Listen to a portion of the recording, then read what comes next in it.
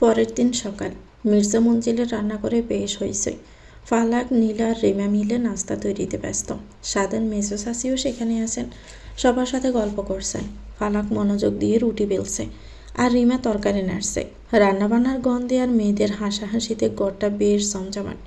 ঠিক তখনই দরজার কাছে এসে দাঁড়ায় সাদ। মাত্রই শাওয়ার নিয়ে বেরিয়েছে, পরনে একটা জিন্স প্যান্ট আর ব্ল্যাক টি শার্ট। ভেজা চুলগুলো এখনও ঠিকঠাক আঁচড়ানো হয়নি। যে ছেলে কোনোদিন ভুল করেও রান্নাঘরে ত্রিসীমানায় আসে না, তাকে এভাবে দরজায় দাঁড়িয়ে থাকতে দেখে সবার কথা যেন মাঝপথে থেমে যায়। চাচি আর নীলা চোখাচোখি করে অবাক হয়ে তাকিয়ে থাকে। ফালাকের ফিট ফেরানো ছিল, হঠাৎই চারপাশটা নিস্তব্ধ হয়ে যাওয়ায় পেছন করে সাদকে ওভাবে দাঁড়িয়ে থাকতে দেখে ফালাক থতমত খেয়ে যায়। সাদ কোনো কথা বলে না, কারো দিকে তাকায় না, শুধু ফালাকের চোখের দিকে একবার স্থির দৃষ্টিতে তাকিয়েই আবারও গটগট করে সিঁড়ি দিয়ে উপরে নিজের রুমে চলে যায়। সাদ চলে যেতে রান্নাঘরে টিপ্পনি আর হাসির রোল পড়ে যায়। মেজো চাচি ফালাকের দিকে তাকিয়ে মুচকি হাসে। রিমা দুষ্টুমি করে বলল, ভাবি যাও তো, ভাইয়া মনে হয় তোমাকে খুঁজছে। যাও যাও, দেরি করো না। ফালাক লজ্জায় রাঙা হয়ে যায়, হাত ধুয়ে দ্রুত সিঁড়ি বেয়ে উপরের রুমে যায়। রুমে ঢুকতেই দেখে সাদ আলমারির সামনে দাঁড়িয়ে সব জামা কাপড় উলটপালট করছে। মেজাজটা এখনও খিটখিটে। ফালাককে ঢুকতে দেখে সাদ জিজ্ঞেস করল, আমার ওই ব্লু প্যান্টটা কোথায়? আমি কতক্ষণ ধরে খুঁজছি, পাচ্ছি না কেন? কাপড়গুলো ঠিকমতো গুছিয়ে রাখতে পারিস না? ফালাক অবাক হয়ে আলমারির দিকে এগিয়ে যায়, অথচ প্যান্টটা একদম সামনের দিকে ঝোলানো ছিল। প্যান্টটা টেনে বের করে সাদের দিকে এগিয়ে দেয়। এই তো সামনেই ছিল, আপনি ঠিকমতো মনে হয় দেখেননি। সাদ প্যান্টটা এক ঝটকায় ফালাকের হাত থেকে নেয়। ফালাকের আঙ্গুলের সাথে সাদের আঙ্গুল ছোঁয়। ফালাক দেখলো সাদের চোখে এখন আর আগের মতো রাগ নেই, বরং এক ধরনের অস্থিরতা। আসলে সাদের এই প্যান্ট খুঁজে না পাওয়া আসলে একটা বাহানা ছিল। সাদ আসলে দেখতে চেয়েছিল ফালাক কার সাথে আছে বা কী করছে। ফালাক প্যান্টটা এগিয়ে দিয়ে যেমনই পেছনে ফিরতে যাবে, তখনই পায়ের সাথে পড়ে থাকা অগোছালো জামা কাপড়ে শাড়ির বাজে পা আটকে যায়। নিজেকে সামলাতে না পেরে সামনে একটা হোঁচট খায়। সামনেই দাঁড়িয়ে ছিল সাদ।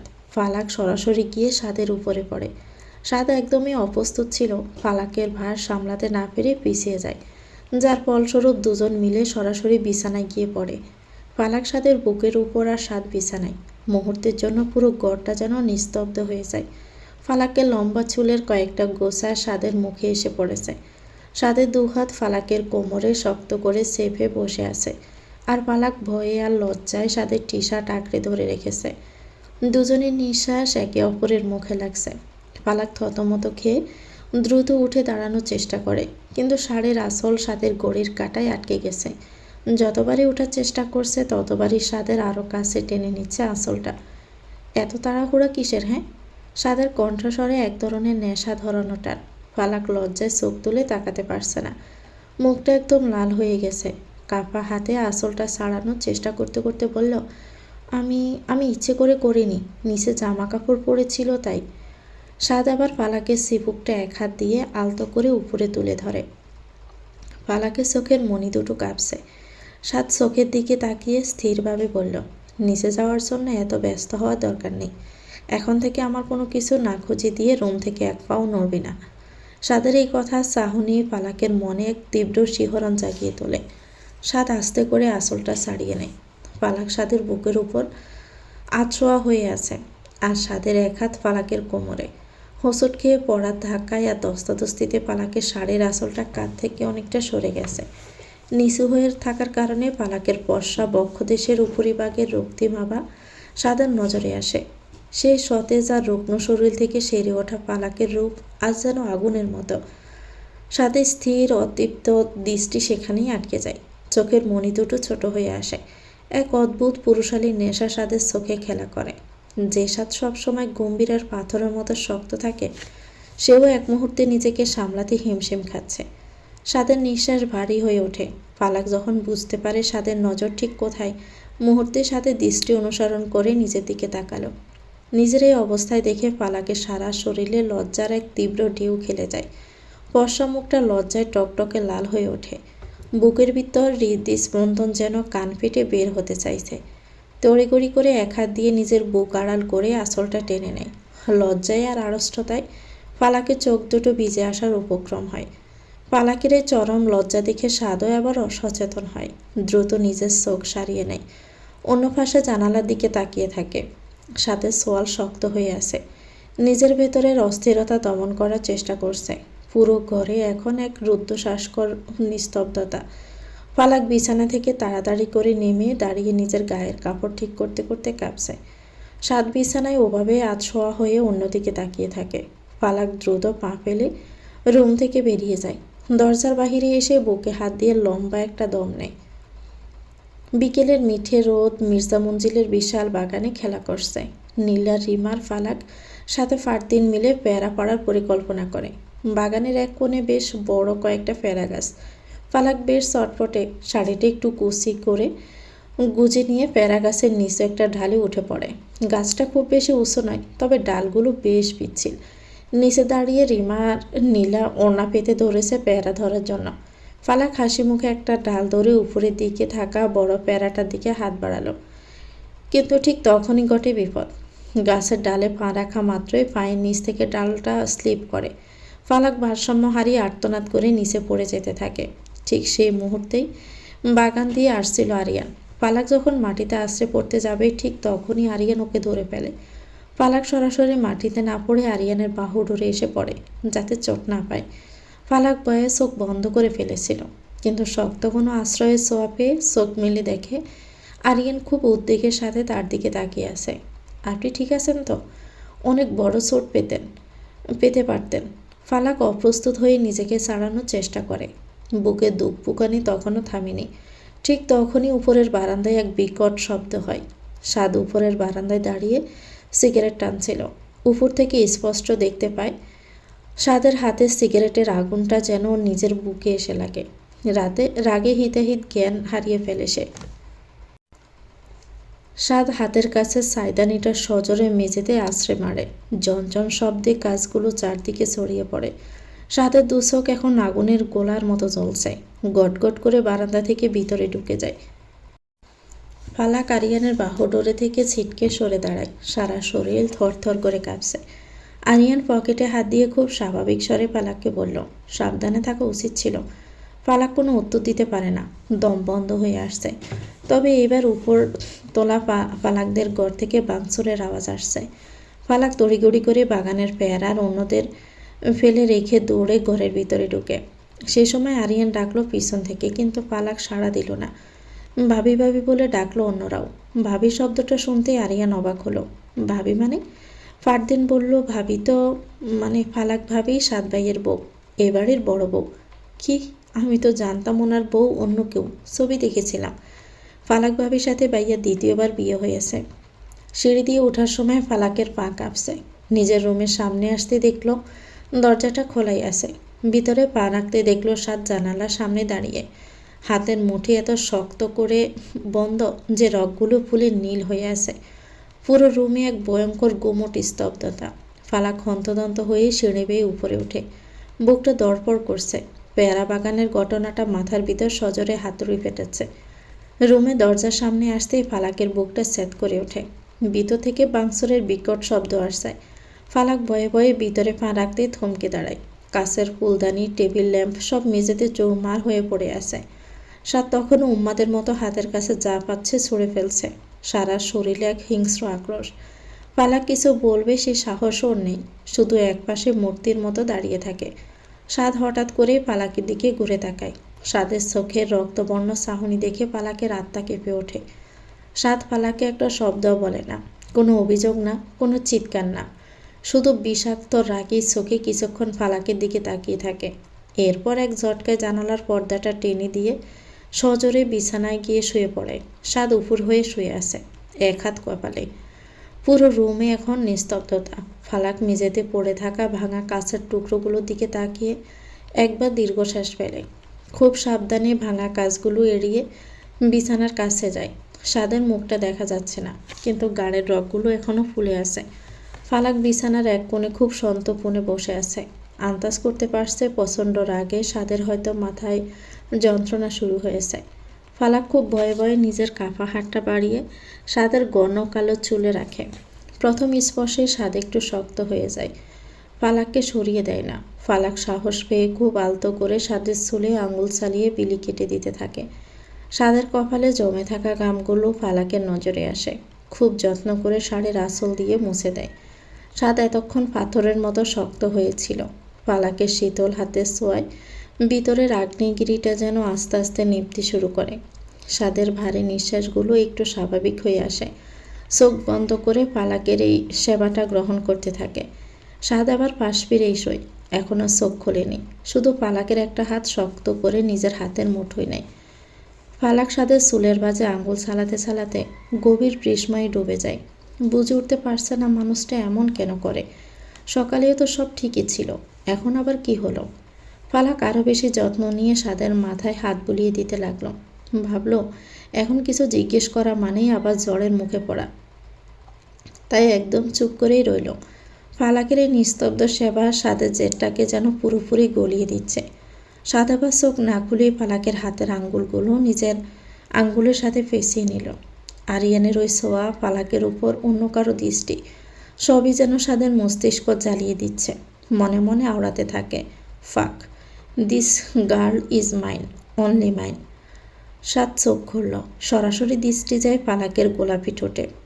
ড্যামেন, I need to touch her right now. Need to claim every inch of her. She is fooling me in like crazy. সাদ হিতে জ্ঞান হারিয়ে ফালাকের উপর এক আকস্মিক আক্রমণে ঝাঁপিয়ে পড়ল। ফালাক কিছু বুঝে ওঠার আগেই সাদের ঠোঁট দুটো তার ঠোঁটকে এক অতৃপ্ত নেশায় গ্রাস করে নিল। এই আক্রমণ এতটাই তীব্র আর আকস্মিক ছিল যে ফালাক কয়েক সেকেন্ডের জন্য যেন পাথর হয়ে যায়। সাদ যেন ফালাকের নিঃশ্বাসটুকুও নিজের করে নিতে চাইছে। সাদের হাতের আঙ্গুলগুলো ফালাকের চুলে আর কোমরে শক্ত হয়ে বসে গেল। ফালাক বুঝতে পারছিল না কি হচ্ছে। ক্ষুধার্ত সিংহের মতো ওর উপর অধিকার পলাচ্ছে। ফালাকের সারা শরীরে এক তীব্র শিহরণ খেলে গেল। প্রথমে একটু প্রতিরোধের চেষ্টা করলেও সাদের কাছে নতি স্বীকার করতে বাধ্য হলো। সাদের শার্টটা খামচে ধরে নিজেকে সাদের বাহু ধরে সঁপে দিল। পুরো ঘরে এখন শুধু সাদের বাড়ির নিঃশ্বাস আর ফালাকের অস্পষ্ট ঘুমানির শব্দ। সাদ যেন তার ঠোঁট আর হাতের প্রতিটি ছোঁয়ায় ফালাকের শরীরের প্রতিটি কোষে লিখে দিচ্ছে সেই শুধু সাদের। সিঁড়ি দিয়ে নামছে সাদ, একটা শিকারি বাজ পাখির মতো চেয়ে আছে সাদ। ফালাকের উপর অন্য কারো দৃষ্টি, সবই যেন ওর মস্তিষ্ক জ্বালিয়ে দিচ্ছে। তার উপর চোখের সামনে এখন আরিয়ান। রাতে খাবারের টেবিল, বাড়ির সবাই উপস্থিত। ফালাক ট্রে হাতে সবার প্লেটে খাবার তুলে দিচ্ছে। আরিয়ানও একপাশে বসে আছে। সিঁড়ি দিয়ে নেমে এলো সাদ। চোখ দুটো এখনও রক্তবর্ণ, চল শক্ত। সাদ নিজের চেয়ারে বসলো না, সরাসরি হেঁটে গিয়ে দাঁড়ালো আরিয়ানের ঠিক পেছনে। সবাই অবাক হয়ে দেখছে সাদের এই রুদ্র মূর্তি। ফালাক কিছু বলতে যাবে তার আগে সাদ আরিয়ানের কলারটা পিছন থেকে দৌড়ে এক ঝটকায় ওকে চেয়ার থেকে মেঝেতে আছড়ে মারল। সাদ, কি করছে সেসব? সাদের চাচা চিৎকার করে উঠলেন। আরিয়ানকে যেভাবে মারছে তাতে মনে হচ্ছে আজ রক্তারক্তি না হওয়া পর্যন্ত সাদ থামবে না। সাদের চাচার পারদিন, আয়া, নিশান দৌড়ে এসে সাদকে ঝাপটে ধরল। কিন্তু সাদের গায়ে যেন তখন অসুরের শক্তি। এক ঝটকায় পারদিনকে সরিয়ে দিয়ে আবারও আরিয়ানের কলার চেপে ধরল। সাদ, পাগল হয়ে গেছিস? ওকে ছাড়। কি করেছে ও তোর? ও তো আমাদের মেহমান। সাদ কোনো কারো কথাই কানে তুলছে না। আরিয়ানের উপর পুরোপুরি ঘুষি চালাচ্ছে। মাথায় শুধু বিকেলে দৃশ্য ফালাককে ধরেছিল। আরিয়ানের নাক মুখ ফেটে রক্তে শার্ট ভিজে লাল হয়ে গেছে। আরিয়ান আত্মরক্ষার সুযোগটুকুও পাচ্ছে না, শুধু যন্ত্রণায় কুঁকড়ে যাচ্ছে। বাড়ির মহিলারা সবাই ভয়ে এক কোণে দাঁড়িয়ে কাঁপছে। ফালাক তো পাথর হয়ে গেছে। আয়ান আর ঈশান ফারদিন মিলে সাদের দু হাত পেছন থেকে শক্ত করে ধরে ফেলল। সাদ তখনও আরিয়ানের দিকে লাথি চালানোর চেষ্টা করছে। আরিয়ানের মুখ দিয়ে কোনো কথা বের হচ্ছে না, শুধু এক ধরনের গোগো আওয়াজ আর ভারী নিঃশ্বাস। ফারদিন বলছে, ভাইয়া থামো প্লিজ। সাদ জাড়া মেরে হাত ছাড়িয়ে চলে গেল। সাদ আরিয়ানকে মেরেই চলে যায়। তাড়াতাড়ি গাড়ি বের কর, রক্ত পড়ছে অনেক। সাধারণ মেজো চাচার চিৎকারে সবার স্তম্ভিত ফিরল। ফারদিন আয়ান মিলে আরিয়ানকে গাড়িতে তুলল। আরিয়ানের জ্ঞান হারানো অবস্থা, শার্টটা রক্তে ভিজে সপসপে হয়ে আছে। দ্রুত তাকে শহরের নামী হাসপাতালে নিয়ে যাওয়া হলো। বাড়ির ড্রয়িং রুমে তখন এক গোমট নিস্তব্ধতা। ফালাক এক কোণে মাথা নিচু করে দাঁড়িয়ে কাঁপছে। ছোট চাচি আর মেজো চাচি নিজেদের মধ্যে পিস পিস করছেন। সাদের বাবা রাগে কাঁপতে কাঁপতে সোফায় ধপ করে বসে পড়লেন। মেজো চাচি বলছে, আমি তো কিছুই বুঝতে পারছি না।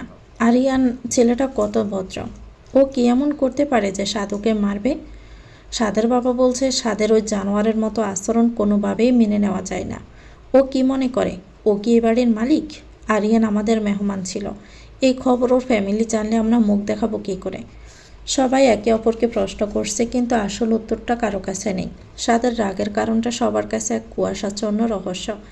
কেউই জানে না কাল বিকেলে পেয়ারা বাগানে কী হয়েছিল, আর সাদ উপর থেকে কী দেখেছে। হসপিটাল থেকে খবর এসেছে আরিয়ানের নাকে আর পাঁজরে চোট লেগেছে, তবে ও বিপদমুক্ত।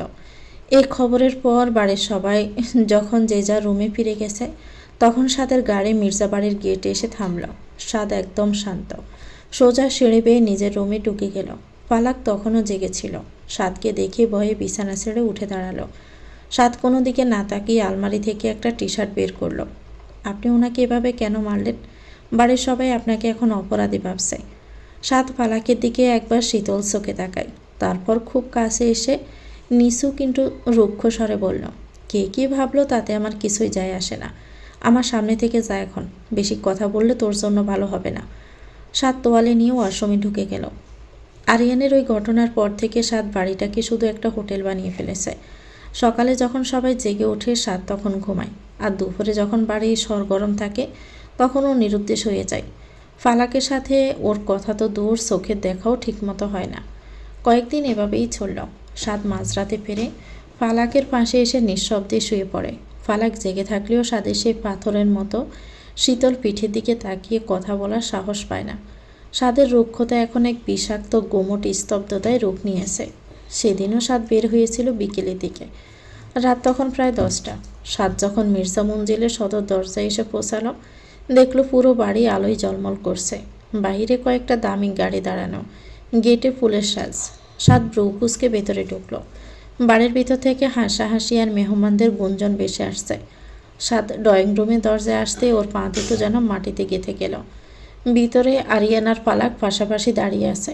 ফালাককে দেখে সাদের মনে হলো হৃৎপিণ্ডটা কেউ ছেড়ে নিচ্ছে। ফালাক সেজেছে, ওকে অবিকল এক নতুন কনের মতো দেখাচ্ছে। আরিয়ানের সাথে ওর এই উপস্থিতি যেন এক নিখুঁত বোর বউয়ের প্রেমে। সাদের বাবা ছোট চাচা পাশে দাঁড়িয়ে তৃপ্তির হাসি হাসছেন। সাদের চোখের সামনে পৃথিবীটা দুলতে শুরু করলো। ওর মনে হলো বাড়ির সবাই মিলে ওর অনুপস্থিতির সুযোগ নিয়ে আরিয়ানার ফালাকের এঙ্গেজমেন্ট সেরে ফেলেছে। আরিয়ান তো পালাককে পছন্দ করেই, আর এখন বাড়ির বড়রাও বোধহয় সাদের মতো পাগলের হাত থেকে পালাককে বাঁচাতে এই বিয়ের আয়োজন করে ফেলেছে। সবাই মিলে আমাকে শেষ করে দিল। আমার চোখের সামনে আমার পালাককে অন্য কারো করে দিচ্ছে, তাও ওই আরিয়ানের। সাদের মাথায় যেন রক্ত উঠে গেল। ওর ইচ্ছে করলো ভিতরে গিয়ে সব কিছু তছনছ করে দিতে, আরিয়ানকে খুন করতে। কিন্তু হঠাৎ এক তীব্র অভিমান আর ঘৃণা ওকে গ্রাস করল। ভাবল ফালাকের মতো মেয়েরকে নিয়ে ওর ভাবাই ভুল হয়েছে। সাদা চিৎকার করে বাড়ি মাথায় তুলল না, আরিয়ানকে আক্রমণ করতেও গেল না, কারণ মনে হলো ফালাক নিজেই তো এখন আরিয়ানের পাশে স্বেচ্ছায় দাঁড়িয়ে আছে। সব কিছু শেষ হয়ে গেছে। আমার অহংকার, আমার মানুষ, আমার মানসিক শান্তি, সব ওর কাছে আমি কিছুই না, শুধু একটা দানব, যার থেকে শেষ পর্যন্ত মুক্তি পেয়েছে। সাদার এক মুহূর্ত সেখানে দাঁড়ালো না। নিজেকে সামলাতে না পেরে পেছন ফিরে বাহিরে বেরিয়ে এলো। গাড়ির টায়ার রাস্তার উপর ঘর্ষণ খেয়ে এক বিকট শব্দ হলো। সাদ জানলো না যে ভিতরে আসলে কি হচ্ছে, শুধু দেখলো তার সর্বস্ব কেড়ে নেওয়া হচ্ছে। সাদ পাগলের মতো গাড়ি চালিয়ে শহরের বাহিরে নির্জন হাইওয়ের দিকে ছুটতে লাগলো। চোখে এখন শুধু পালাকের সাজের মুখটাই বাড়ছে। আসলে ওটা ছিল ছোটা চাচা চাচির বিবাহবার্ষিকীর রিম্যারেজ থিম পার্টি, যেখানে ফালাক সহ সবাই গর্জিয়াসভাবে সেজেছে। কিন্তু সাদের অন্ধ রাগ আর ভুল বুঝাবুঝি ওকে এক ভয়ঙ্কর অন্ধকারের দিকে নিয়ে যাচ্ছে। পাগলের মতো গাড়ি চালিয়ে হাইওয়ের দিকে ছুটতে ছুটতে সাদ চিৎকার করে বলে ওঠে, fuck, I am losting her, I have lost everything. সাদের মাথায় কাজ করছে না। চোখের সামনে ফালাককে অন্য কারো ফাঁসে কনের সাজে দেখার দৃশ্যটা সাদের ভিতরের সবটুকু ধৈর্য পুড়িয়ে ছাই করে দিয়েছে। গাড়িটা হাইওয়ের এক নির্জন দ্বারে এসে থামল। একের পর এক বোতল সাবার করতে লাগলো। প্রতিটা চুমুকে মনে হচ্ছে পালাকের ওই হাসি মুখটা ফুরছে। সব শেষ, পালাকও হাতছাড়া হয়ে গেল। আমাকে পাগল বানিয়ে ও এখন ওই আরিয়ানের গলায় মালা দিবি? আমি কি এতটাই খারাপ? রাত গভীর হওয়ার সাথে সাথে সাদের চেতনায় সবটুকু আলো নিভে গেল। টালমাটাল পায়ে দোকান থেকে বেরিয়ে রাস্তার ধারে এসে দাঁড়ায়। অন্ধকার হাইওয়ে, হু হু করে বাতাস বইছে। সাদ আর হাঁটতে পারল না, রাস্তার ধারে দপ করে পড়ে রইল। জ্ঞান হারানোর আগেও শেষ মনে হলো বুকটা ফেটে যাচ্ছে। ভোরবেলা যখন কুয়াচ্ছন্ন রাস্তায় কিছু পথচারী আর ট্রাক ড্রাইভার যাচ্ছিল, তখন তারা দেখলো একটা দামি গাড়ির পাশে এক যুবক রক্তাক্ত অবস্থায় পড়ে আছে রাস্তায়। লোকটা যে সম্ভ্রান্ত ঘরের তাওর বেশভূষা দেখে বোঝা যাচ্ছিল। আরে এ তো মার্ডার কেসও হতে পারে, পুলিশ ডাকবো? না না, আগে হসপিটালে নাও, শ্বাস চলছে এখনও। কয়েকজন মিলে ধরাধরি করে সাদকে স্থানীয় একটা সরকারি হসপিটালে ইমার্জেন্সি ওয়ার্ডে ভর্তি করালো। ফালাক গত রাত থেকে কয়েকশো বার ফোন করেছে, কিন্তু সাদ এখন সাদা চাদরের নিচে এক অগরে ঘুমে আচ্ছন্ন। ওর শরীরে স্যালাইন চলছে। সাদ বাড়ি আসেনি। সবাই ভেবেছিল সাদ হয়তো রাগে কোথাও গেছে, ফিরে আসবে। কিন্তু যখন দুপুর গড়িয়ে গেল, তখন সবার কপালে চিন্তার ভাঁজ পড়ল। ফারদিনের ফোনে হঠাৎ একটা অপরিচিত নাম্বার থেকে কল এলো। ফারদিন হ্যালো, কে বলছেন? ওপাশ থেকে সাদ মির্জার বাড়ির লোক। উনি হাইওয়ের পাশে অজ্ঞান হয়ে পড়েছিলেন। আমরা ওনাকে সিটি হসপিটালে ভর্তি করেছি, তাড়াতাড়ি আসুন। ফারদিনের হাত থেকে ফোনটা পড়ে গেল। কি হয়েছে? ফারদিন কাঁপা গলায় বলল, ভাইয়া ভাইয়া হসপিটালে, রাস্তায় পড়েছিল। ফালাক আর কারো কথা শুনল না, ওভাবে দৌড়ে বাহিরে বেরিয়ে গেল। হাসপাতালের করিডোর দিয়ে দৌড়ানোর সময় ফালাকের পায়ের স্যান্ডেলটা খুলে গেছে, কিন্তু সেদিকে তার খেয়াল নেই, শুধু খুঁজছে সেই মানুষটাকে। ফারদিন যখন ইমার্জেন্সি ওয়ার্ডের সামনে এসে থামল, ফালাক সেখানেই থমকে দাঁড়ায়। ভিতর থেকে দেখা যাচ্ছে একটা সাদা বিছানায় নিথর হয়ে পড়ে আছে।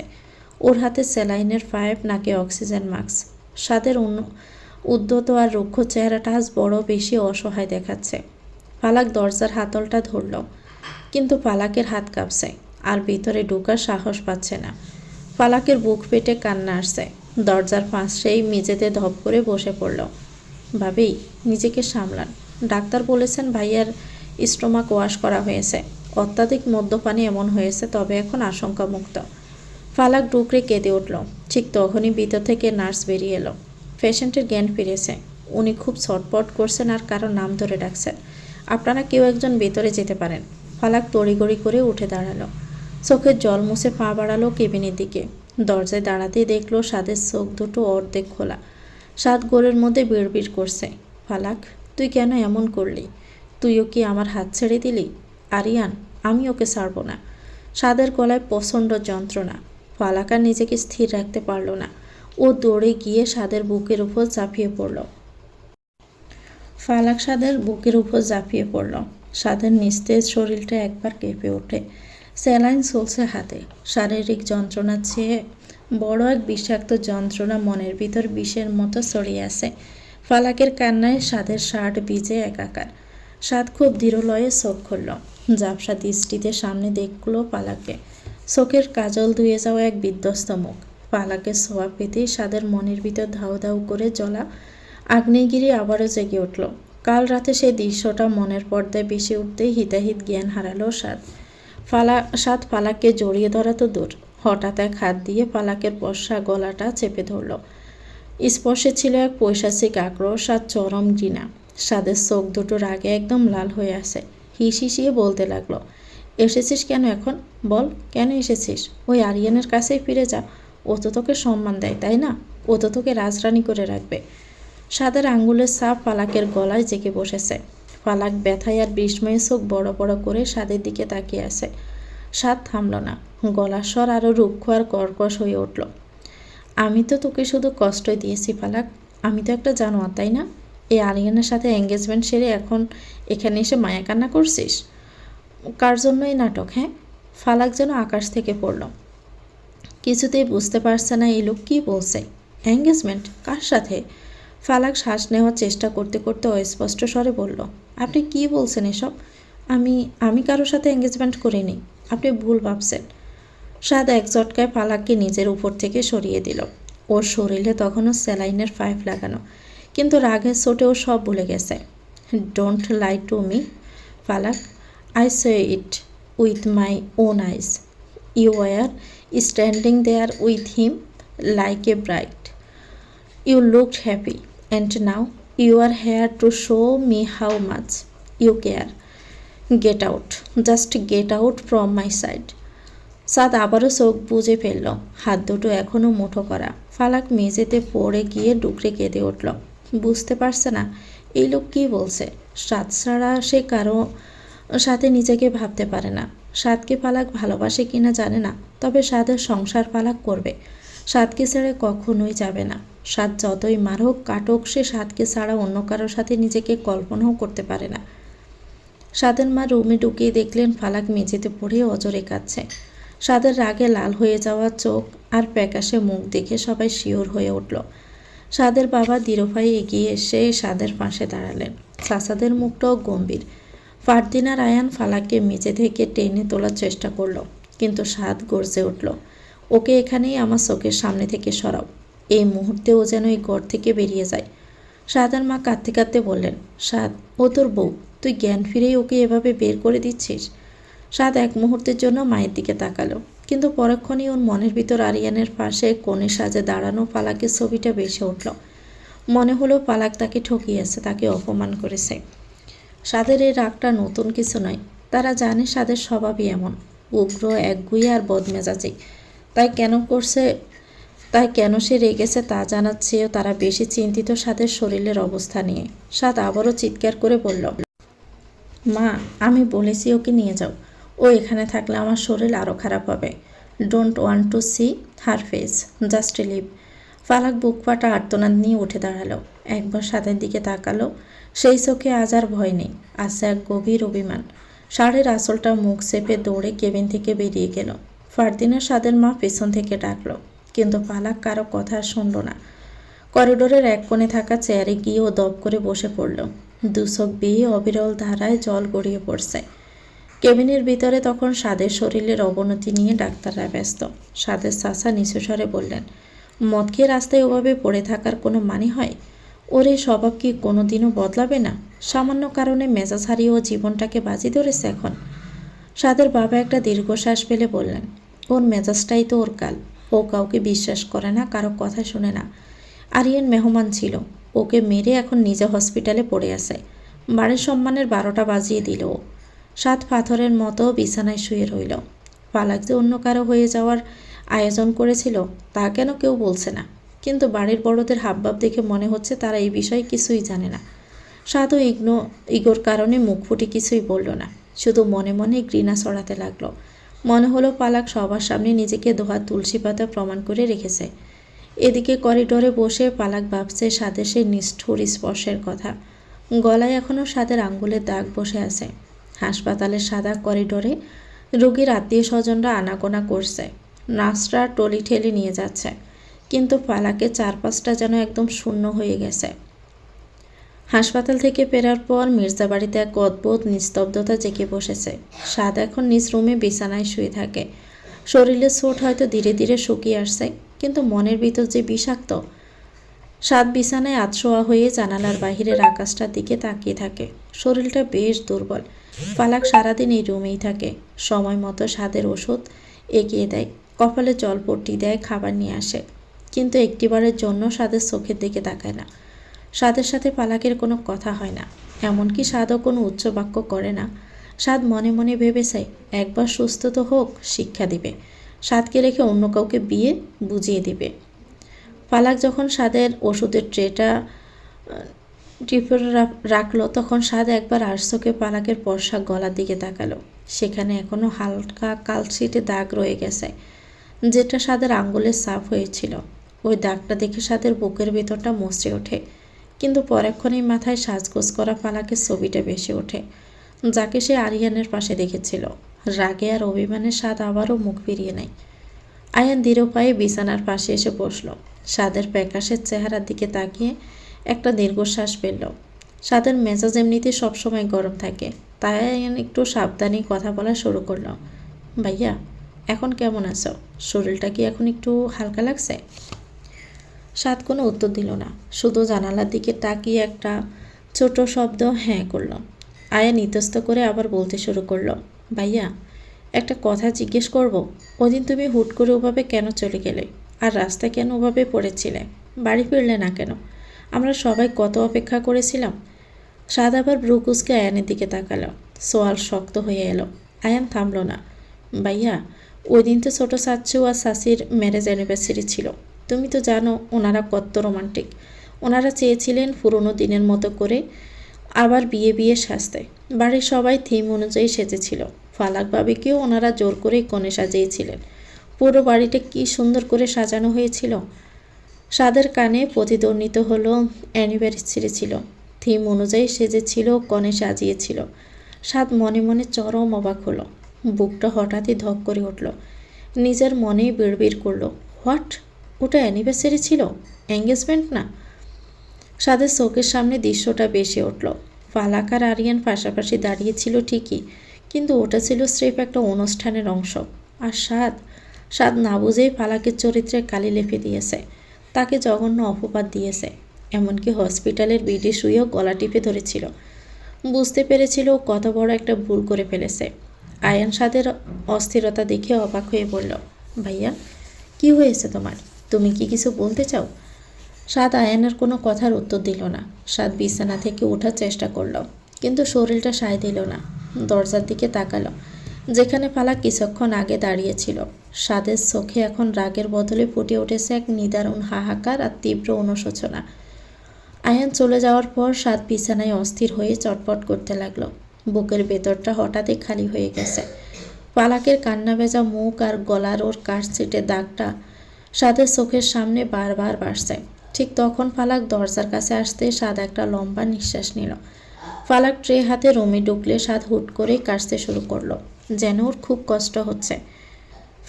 ফালাক ফানি দাও। ফালাক দৌড়ে করে গ্লাসটা এগিয়ে দিল। সাদ ইচ্ছে করে গ্লাসটা ঠিকমতো ধরল না। অর্ধেক পানি উপসে সাদের বুকে আর বিছানায় পড়ে গেল। সাদ বিরক্তির ভান করে বলল, কি করছিস এসব? দেখছিস আমি ঠিকমতো বসতে পারছি না, আর তুই ওভাবে পানি দিচ্ছিস?